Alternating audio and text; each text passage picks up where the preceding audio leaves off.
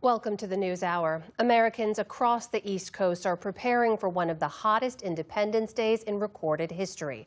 A brutal heat wave is bringing dangerous temperatures to some 160 million from Mississippi to Maine.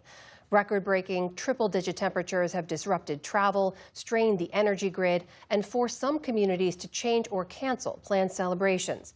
Yesterday, more than 100 people in Pennsylvania were treated for heat-related illnesses at an event tied to the 250th anniversary celebration. In the capital, today's events on the National Mall were postponed for hours because of the extreme heat.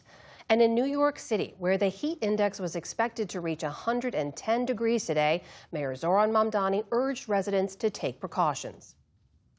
What we ask New Yorkers to do is to be mindful of the danger that accompanies those temperatures. That means make sure that you stay hydrated, make sure that you're putting on sunscreen, make sure that you're taking as many breaks as possible from being outside, and if you can, to stay indoors and to stay in air conditioning.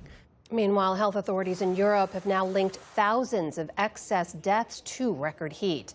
To unpack it all, we're joined now by Jeff Goodell. He's a contributing writer at Rolling Stone and the author of The Heat Will Kill You First: Life and Death on a Scorched Planet. Jeff, welcome back to the News Hour. Thanks for joining us. Thank you for having me. So there's heat advisories in effect in almost 30 states. The National Weather Service said today's temperatures are extremely dangerous. What are the risks here and who's most vulnerable? Well, the risks are tremendous. I mean, anyone who goes to the doctor knows the first thing they do is check your body temperature to see when things go wrong. Our bodies are very sensitive to changes in heat, and it makes these kinds of outdoor events on weekends like this all the more dangerous. I mean, being out in extreme heat puts a lot of strain on your heart. So anyone with any kind of heart conditions, often that means elderly people, are most at risk. Young children, especially before the age of 2 or so, have not fully developed an ability to sweat, so they're very vulnerable. People who are on certain kinds of pharmaceutical drugs like antidepressants they mess with our body's ability to regulate temperature. They're at risk. And finally, I really urge caution to any women who are pregnant or think they might be pregnant, because a lot of recent research has shown that the risk of miscarriage during extreme heat is much higher. So, Jeff, we're heading into this 250th anniversary weekend. There's a lot of outside events planned, people getting together for barbecues and parades and so on. We know there's a World Cup match scheduled to be outside in Philadelphia, which is seeing some record high temperatures, too. What do officials need to be thinking about leading into these events, and what should individual people be doing to prepare?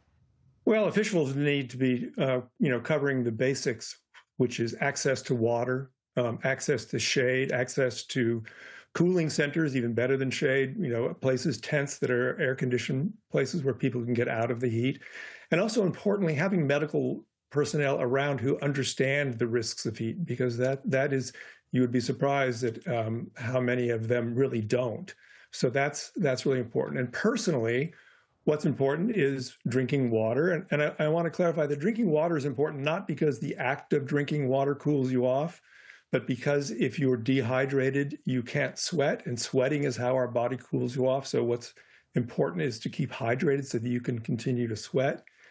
Wearing light-colored clothing is really important, and making sure that that you have access to somewhere cool that you can get to, whether it's a building that's air-conditioned or a cooling center or something, because heat builds up in your body and it kind of becomes a runaway train. And what you don't want to do is get too far down the tracks on that runaway train before you start cooling off.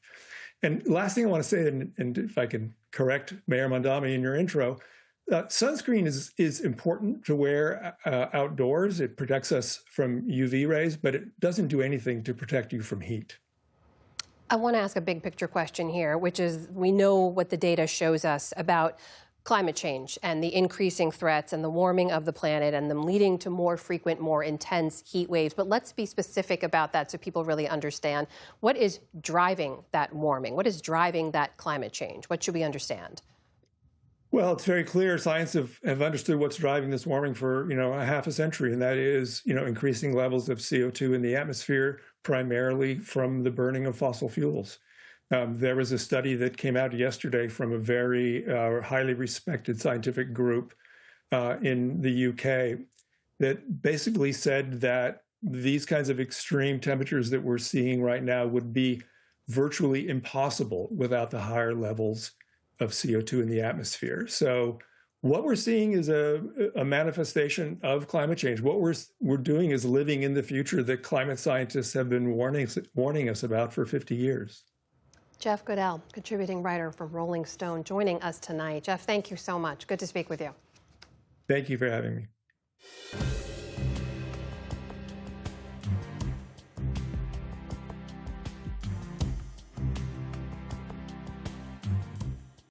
Support journalism you trust. Support PBS News. Donate now, or even better, start a monthly contribution today.